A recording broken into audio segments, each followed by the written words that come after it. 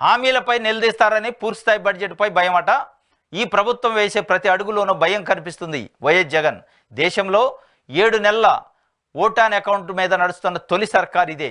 చంద్రబాబు పాపాలు వేగంగా పండే రోజులు దగ్గరలోనే ఉంది. ఈ అరాచకాలు, హత్యారాజకీయాలు, దౌర్జన్యాలు, దోపిడీలపై రేపు ఢిల్లీ వేదికగా ఎండగడతాం. మాతో కలిసి వచ్చే పార్టీలన్నింటినీ కలుపుకొని పోరాటం కొనసాగిస్తాం. హామీలపై నిలదీస్తారని పూర్తిస్థాయి బడ్జెట్ ప్రవేశపెట్టట్లేదు అనేది వైఎస్ఆర్సీపీ అధ్యక్షుడు మాజీ సీఎం జగన్ ఆరోపిస్తాడు.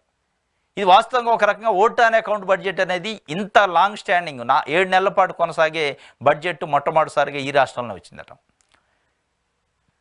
ఆ దుస్థితి నిజంగా ఉందా? మరి నిజంగానే అంత దుస్థితి ఉంటే కేంద్రం దగ్గర పోయి మీరు ఎందుకు అడగలేకపోతున్నారు? ఓటాన్ అకౌంట్ బడ్జెట్తోనే నడిపించడానికి వెనక మతలబ్బైంది.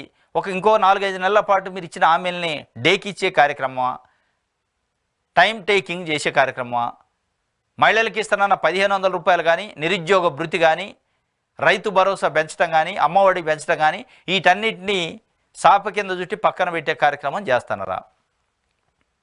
దానికోసం ఈ ఓటాన్ అకౌంట్ బడ్జెట్, ఆ పూర్తిస్థాయి బడ్జెట్ ప్రవేశపెడితే వాటన్నిటికీ అలాట్ చేయాల్సి వస్తుందని ఒక భయమో ఆందోళన ఉందా? ఒకవేళ 7 నెలల తర్వాత అయినా ఏం చేయబోతున్నారు? కేంద్రం నుంచి ఏమైనా వనరులు సమీకరిస్తారా అనేది ఏది క్లారిటీ లేదు. గుడ్డిగా ఆర్డినెన్స్తోని ఓటాన్ అకౌంట్తో నడిపిస్తాం. ఇప్పుడు ప్రస్తుతానికి ఫుల్ బడ్జెట్ లేదని చెప్తున్నారు. దీని వెనక మతలబ్ ఏమీ లేదు. హామీలపై నిలదీస్తారు, హామీలపైన ప్రజలు తెలుసుకుంటారు, అడుగుతారు.